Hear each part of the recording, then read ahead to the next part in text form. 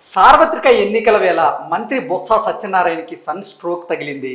బొత్స సత్యనారాయణ కొడుకు 31 ఎకరాల పొలాన్ని తప్పుడు డాక్యుమెంట్లతో ఆయన కబ్జా చేసినటువంటి నేపథ్యంలో ఈ ఎన్నికల వేళ బొత్స సత్యనారాయణ గారికి అది నెగిటివ్గా మారబోతుంది అంటూ ఒక వార్త ఇప్పుడు సోషల్ మీడియాలో చక్కర్లు కొడుతున్నటువంటి నేపథ్యంలో దీని మీద ఎనాలిసిస్ చేసుకునేటువంటి ప్రయత్నం చేద్దాం. ప్రస్తుతం మనతో పాటు ఉన్నారు ప్రముఖ సీనియర్ జర్నలిస్ట్ దుర్గా వడ్లమణి గారు. Madam hi. మేడం నమస్తే. హాయ్ మేడం, సార్వత్రిక ఎన్నికల నేపథ్యంలో బొత్స సత్యనారాయణ గారికి కొడుకు రూపంలో సన్ స్ట్రోక్ తగలబోతోంది.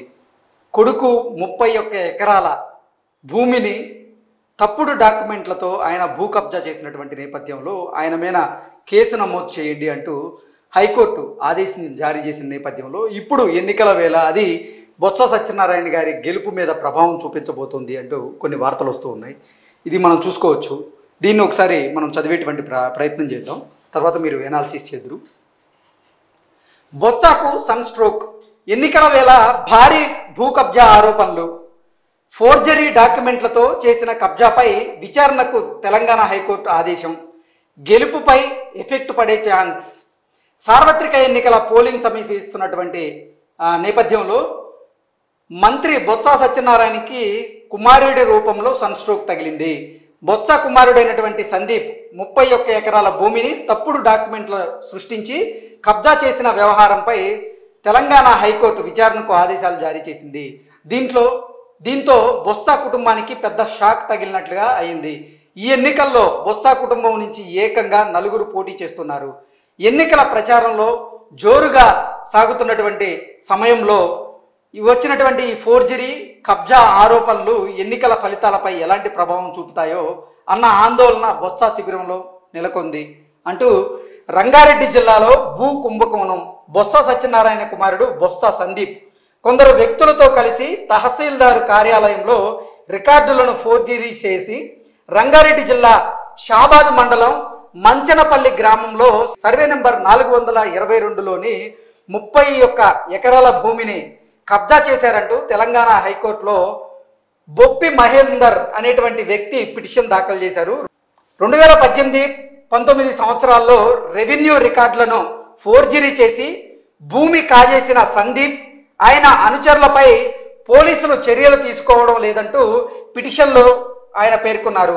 దీనిపై విచారణ జరిపి జస్టిస్ విజయసేన్ రెడ్డి ఈ కేసును జూన్ 5లోగా పూర్తి చేయాలన్నట్లుగా ఆదేశాలు జారీ చేసినటువంటి నేపథ్యంలో ఇప్పుడు బొత్స కుటుంబానికి ఈ ఎన్నికల వేళ బొత్స సందీప్ చేసినటువంటి ఈ భూ కుంభకోణం ఏదైతే ఉందో అది ఓటమి భయంగా మారింది అంటూ ఈ వార్త సారాంశంగా చూడొచ్చు. మేడం చెప్పండి, అసలు విజయనగరం ఎక్కడ, రంగారెడ్డి జిల్లా ఎక్కడ?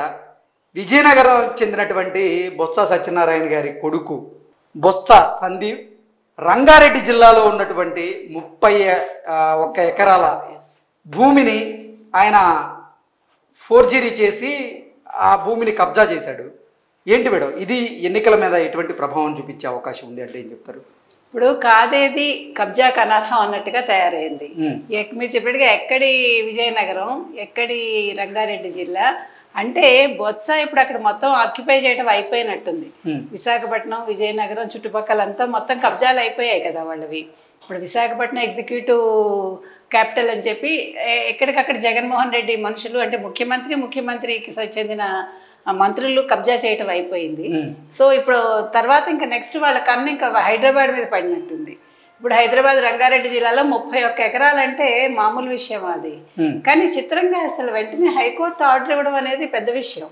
అది ఎన్నికల టైంలో ఓ పక్క బొత్స సత్యనారాయణ పోటీ చేస్తున్నారు, వారి భార్య ఝాన్సీ పోటీ చేస్తున్నారు, వారి బ్రదర్ అప్పల్ నర్సయ్య గారు ఆయన పోటీ చేస్తున్నారు, ఇంకొక వాళ్ళ బంధువు కూడా పోటీ చేస్తున్నారు. అంటే ఒకే కుటుంబానికి చెందిన 4 పోటీ చేస్తున్న సమయంలో ఈ రకంగా రావడం అనేది చాలా పెద్ద విషయం ఇది. ఎందుకంటే డెఫినెట్గా ఇది వాళ్ళ ఎన్నికల గెలుపు మీద ఇది ప్రభావం చూపిస్తుంది. ఇప్పుడు ప్రజల్లోకి ఇది బలంగా వెళ్ళాలి. వీళ్ళు అసలు ఎట్లా ఉంది వీళ్ళ పరిస్థితి, వీళ్ళు ఏ రకంగా కబ్జాలు చేస్తున్నారు అనేది తెలుగుదేశం కూటమి వాళ్ళు కూడా ప్రజల్లోకి తీసుకెళ్ళాలి. ఎందుకంటే ఇది చిన్న విషయం కాదు కదండి, ఇది అసలు నిజంగా అవమానం కూడా. ఇప్పుడు ఆంధ్రప్రదేశ్కి చెందిన వ్యక్తి ఇక్కడికి వచ్చి మళ్ళీ కబ్జా చేశాడంటే సిగ్గుచేటు కదా అది తెలుగు వాళ్ళకి, ఆంధ్రప్రదేశ్ ప్రజలకి. దీని మీద దృష్టి పెట్టాల్సిన అవసరం ఎంతైనా ఉంది మనకి. సో అసలు బొత్స కొడుకు కబ్జాపై తెలంగాణ హైకోర్టు ఆగ్రహం. రంగారెడ్డి జిల్లాలో ఫోర్జరీ సంతకంతో 31 ఎకరాల కబ్జా చేసినటువంటి మంత్రి బొత్స కొడుకు బొత్స సందీప్. సో అసలు ఎన్నికల వేళ మీరు చెప్పినట్లుగా హైకోర్టు ఇటువంటి నిర్ణయం తీసుకోవడం నిజంగా హర్షించదగ్గ విషయం. ఎందుకంటే అదేమో ఇప్పుడు ప్రతిపక్షాలకు ఒక అస్త్రంగా మారి బొత్స మీద అస్త్రాన్ని సంధించేటువంటి అవకాశం ఉంది. ఇప్పటికే ఓటమి భయంతో ఉన్నటువంటి బొత్సకి ఈ భూ కుంభకోణం ఏదైతే ఉందో ఈ భూ కుంభకోణం మరింత భయపెట్టేలా ఉంది అంటూ కూడా కొంతమంది చెప్తూ ఉన్నారు. దీని మీద మీ విశ్లేషణ ఏంటి? అసలు ముందు ఫోర్జరీ అది పెద్ద విషయం. ఫోర్జరీ చేసి ఆయన కబ్జా చేశాడు. ఆయన మొత్తం 31 ఎకరాలు. బొప్పి మహేందర్ రెడ్డి గారు కదా వెళ్ళారు, బొప్పి మహేందర్ అనే వ్యక్తి దీని మీద కోర్టుకు వెళ్ళారు 2018-19 అంటే 5 సంవత్సరాల క్రితం. అయితే ఇక్కడ జరిగిన మంచి విషయం ఏంటంటే హైకోర్టు ఏం చెప్పారంటే జూన్ 5 లోపు ఈ విషయాన్ని వెంటనే ముగించండి అని చెప్పారు. అంటే ఒక టైం లిమిట్ పెట్టారు. అది చాలా మెచ్చదగ్గ విషయం. ఎందుకంటే అది సాగతీయకుండా మీరు తొందరగా ముగించండి అని చెప్పడం అనేది ఆలోచించాల్సిన విషయం. ఇది ఇలాగే అన్ని కేసుల్లో కూడా ఇలా జరిగితే బాగుంటుందండి. అది బాబాయ్ కేసు అయినా సరే, జగన్మోహన్ రెడ్డి కేసులు అయినా సరే దీన్ని ఆదర్శంగా తీసుకుని ఆ జడ్జీలు కూడా చెప్తే బాగుంటుంది. ఇప్పుడు విశాఖ, విజయనగరం జిల్లాల్లో బొత్స సందీప్ భూ కబ్జా ఆరోపణల వార్త ప్రత్యర్థి పార్టీల నేతలకు అస్త్రంగా మారింది. అప్పట్లో మంత్రిగా ఫోక్స్ వ్యాగన్ కుంభకోణానికి పాల్పడినటువంటి బొత్స కుటుంబం ఇప్పటికీ మారలేదని, అవినీతి అక్రమాల్లో మునిగి తేలుతోందంటూ అవినీతి అక్రమాల్లో మునిగి తేలుతుందంటూ విమర్శలు దాడి చేస్తున్నారు. అయితే బొత్స సత్యనారాయణ చీపురుపల్లి అసెంబ్లీకి, అలాగే బొత్స సత్యనారాయణ భార్య ఝాన్సీ విశాఖ పార్లమెంటు స్థానానికి పోటీ చేస్తున్న సంగతి తెలిసిందే. ఆయన సోదరుడు బొత్స అప్పల్ నరసయ్య గజపతి నగరం అసెంబ్లీకి, అలాగే బంధువు బడికొండ అప్పలనాయుడు నెల్లిమర్ల అసెంబ్లీ స్థానం నుంచి బరిలో ఉన్నారు. తెలంగాణలో మొన్నటి వరకు ముఖ్యమంత్రి జగన్కు అనుకూలమైనటువంటి కేసీఆర్ ప్రభుత్వం ఉండడం వల్లే బొత్స సందీప్పై చర్యలు తీసుకోలేదని ఆరోపణలు వినిపిస్తూ ఉన్నాయి. భూ కబ్జా ఆరోపణలు బొత్స ఫ్యామిలీ మెంబర్లను, అలాగే బొత్స ఫ్యామిలీ కుటుంబం గెలుపు పైన ప్రభావం చూపించే అవకాశం ఉంది అన్నట్లుగా ఈ వార్త సారాంశంగా చూడొచ్చు. నిన్న మొన్నటి వరకు అంటే 2023 డిసెంబర్ వరకు ఇక్కడ హైదరాబాద్లో, అలాగే తెలంగాణలో కేసీఆర్ గారు ముఖ్యమంత్రిగా ఉన్నటువంటి నేపథ్యంలో సో బొత్స సందీప్ చేసినటువంటి ఈ భూ కబ్జా ఏదైతే ఉందో దానికి సంబంధించినటువంటి అంశం బయటికి రాలేదు.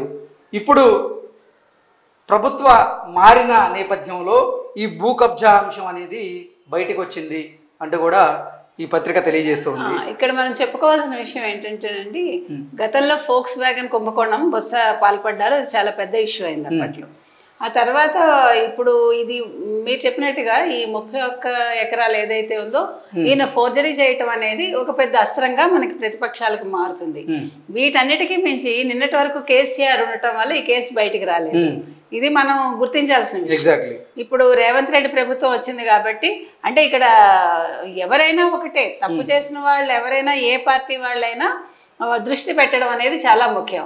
ఆ రకంగా ఈ 31 ఎకరాల మీద ఈ సందీప్ అనే వ్యక్తి మీద చర్యలు తీసుకోమని హైకోర్టు కోరడం అనేది మనందరం కూడా ఆహ్వానించదగ్గ విషయం.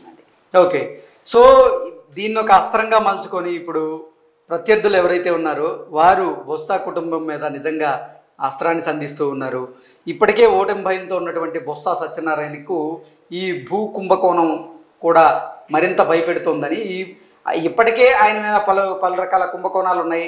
ఆయన మంత్రిగా చేసినటువంటి నేపథ్యంలో పలు అవినీతి ఆరోపణలు కూడా ఆయన మీద ఉన్నాయంటూ కూడా ప్రతిపక్షాలు ఆయన మీద ఆరోపణలు చేస్తున్నటువంటి నేపథ్యంలో ఈ భూ కబ్జా ఆయనకి రానున్నటువంటి ఎన్నికల్లో మరింత నెగిటివ్గా మారే అవకాశం ఉందంటూ కూడా విశ్లేషకులు భావిస్తూ ఉన్నారు. Thank you so much. Thank you.